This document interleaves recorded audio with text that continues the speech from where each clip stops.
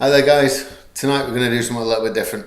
So there's the three of us, me, Sam, Davey.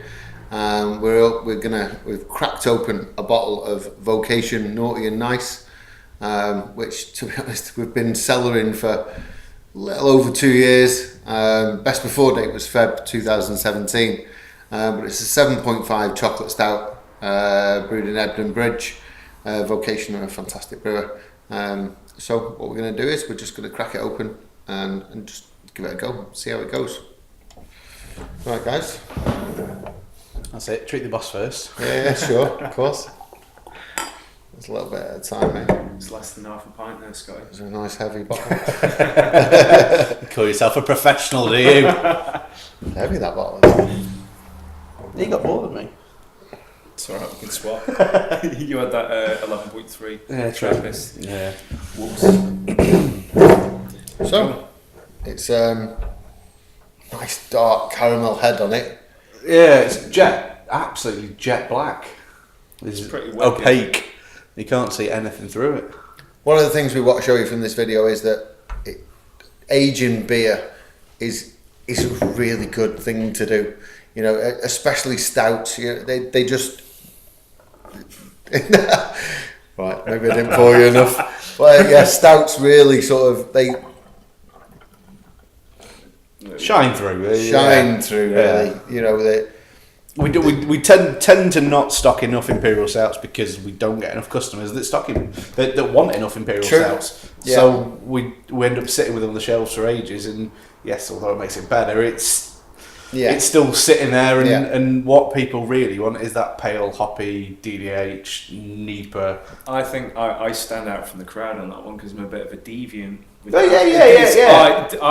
would literally take all of our stock of imperial stouts and just kind of stash them. We have got a core range of people for it as well. Yeah. Don't get me wrong though. You can't sit and drink 11% stouts all night long. I could give it a try. You can give it a try. Let's see what happens. It wouldn't last very long though. Yeah, and if you're drinking it or taking it home, you're either sat on the couch at home drinking a stout, and then you stand up and go, "Where have my legs gone?" Or you stand up and go, "There's not a lot called drinking it in the bar in general." No. You might try the odd 330ml bottle and maybe even share it between a few friends because we're talking anywhere between this one's 7.5, so it's a bit more reasonable to be honest. Yeah, it's quite usually around about the sort of 11 as well, they can really rock up like high ABV. Well, again, I mean, we all tried that Rochefort 10, and we went, "Oh, that's boozy. There's booze in that." But yeah, you've got the other flavours, but then you finish it and you go, "Whoa, that's a lot of booze for one drink." It definitely doesn't hide its booze. It's pretty. No. But again, when you get to that 10-11%, it's hard to. Yeah, I think there's very few brewers that kind of meld that. I mean, Belgians are. They've always got that real smooth sort of touch to it. Yeah. Mind you, Yellow Belly by Buxton. That's a perfect example. That sweetness, you sit there and go, look at it again. I could drink that all day. You have one, and then again you stand up and go. But again, when you've aged it as well for maybe 6 months makes a difference. Yeah, it really goes out. But then 12 months, 2 years. Yeah. I think they're into their third year incarnation now. I think probably longer. I think it might be the third, maybe fourth. I remember when Sam bought this when he first got Vocation into the shop. He bought. I went up to see him. Yeah, you actually went to tried to find them. Yeah, I drove up in the van. They were in the middle of nowhere. We bought 3 bottles back.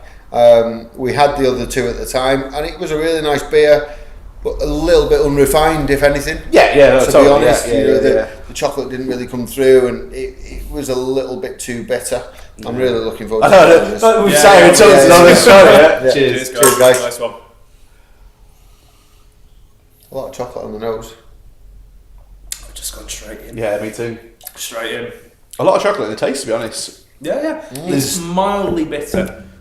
Yeah, there's that dark chocolate sort of cocoa at the end, but there's not a milk chocolate sort of sweetness to begin with. There's just It's quite a stayer as well, to be honest. There's quite a lot. It's sitting in the back. There's quite a lot after that. That's why you should put more in the glass. I mean, in terms of viscosity as well, it's not.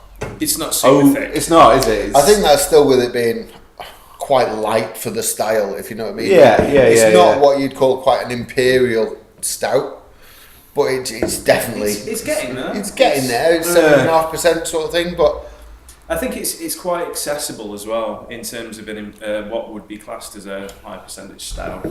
I mean, you can get your 4.8s and maybe below that. I always tend to find that they're a little bit thin. Yeah. Because the body just yeah. kind of loses something with it. Yeah, there's a malt base that sometimes you sit and drink the stout and think, why didn't you put more in it? Why isn't it thicker? And it needs more. It needs definitely. more. No, it does. Yeah. It needs. It's definitely improved with age. It's really mellowed on the back end. The back end is just lovely. That. Yeah. No, it is. No, we can't. No. can't. That's lovely. That is really nice.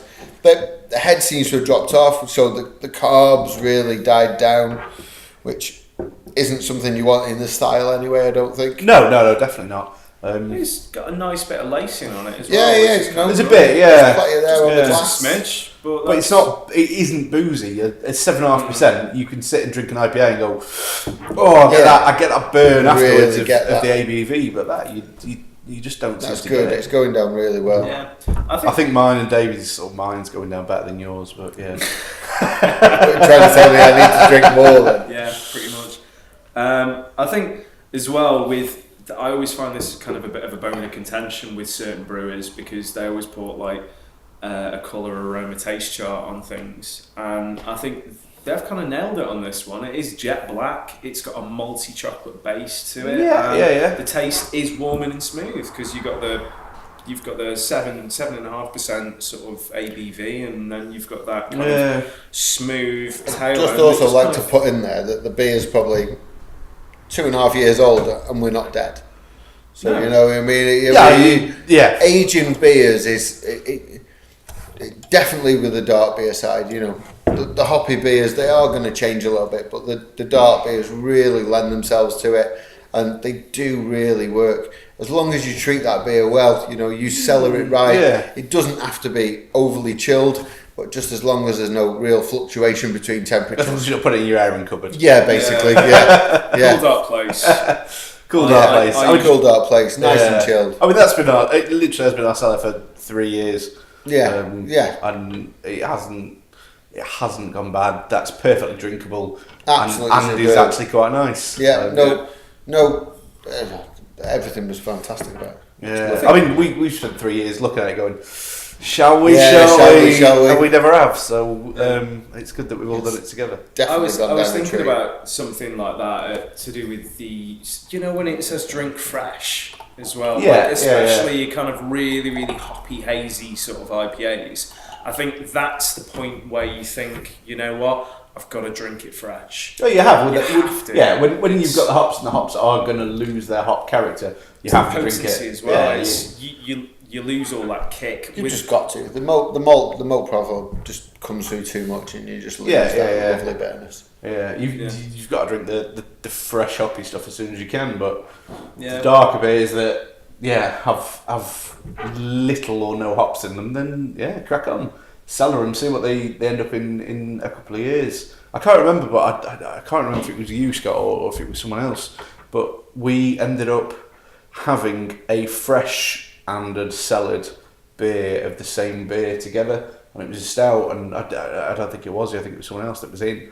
And I ended up saying, right, try that and try that, because that one's fresh off the batch. That was that, and they actually preferred the cellar one. I went, yeah. Fair enough. And it was a dark, I think it was about 8 or 9%. I can't think of what it was for the life of me. But they went, that's just, it's not as in your face, it's a little bit more subtle. There's more complex things going on afterwards. That's what comes from being bottle conditioned. Yeah. You know, the difference between a beer that isn't bottle conditioned, so that's what you're going to get all the time. So it's bottle conditioned, it's still developing in the bottle. It's really it's changing all the time. Yeah. No, it is. It's lovely. But it hasn't even picked up at the tartness or... No. Like, everything in it is still like it was fresh, although it's not. There's no infections, it's been cellared right. I think that's the main thing, is cellaring it right. I think the worst thing is we've actually drank it really quickly. Yeah, but it was education. I'm not saying that's a bad thing, but it was education purposes, wasn't it? It wasn't like we're just sitting here and necking we it. have definitely. But that was. It's been. It was well worth the wait, to be honest. Yeah, it was well worth the wait. Yeah, it was well worth the wait. Cheers, Vocation. Yeah, and it's lovely. definitely worth sharing a 750ml bottle. And again, it's a fantastic way to have a beer in a large bottle. You know, I think the larger bottles tend to cellar a little bit better as well. Yeah. I was thinking about large bottles because I think all three of us have done the same thing with this one, but it was the primary bretted stout. No one got me one. No, I did. You did. You got me one after. I bought you one. I bought you one from Craft Beer Rising. Yeah. You did. The primary bretted stout that Limes did was just on another level. I think it was probably one of my top 3 beers ever, to be honest. It was absolutely fantastic. Oh yeah, I think I was in Nantwich with the Meet the Brewer for that. Yeah. We didn't try any in Nantwich, and you guys tried it here. And then I came back here, it was all gone, and I went, oh, okay, I'll go to Nantwich and go and get a bottle for myself out of that. And then I went to Nantwich, and they'd sold out, and I went, hang on a minute, guys. I think it was one of the first times I'd had a UK bretted beer at 3 years plus old. Yeah. So it without fail. It had that much time for the Brett to really do its thing, and it was no longer an imperial stout. It was about as far away from an imperial stout as the word funk gets used a bit too much sometimes, but that was James Brown funky. Yeah, that was James Brown funky.